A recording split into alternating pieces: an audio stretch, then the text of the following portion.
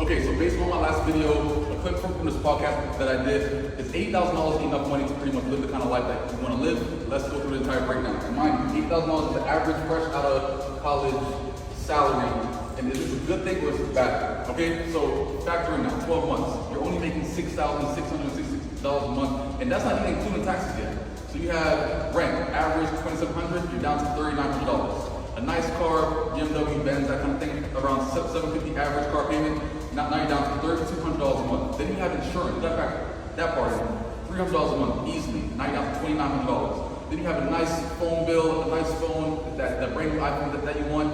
Now you're down to $2,800 a month. Then you have water and electric. That's a must. All right.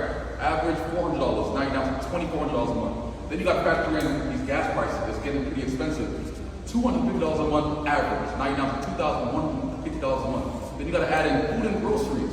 You got to eat every month, every single day. So that's like about $1,000 a month. Things are getting more expensive within the United States. So we got to take that into consideration. Now we're down to $1,150 a month. Then you got to factor in your random outings with your friends, $600. Now all you have left over is $550 left after all those monthly expenses.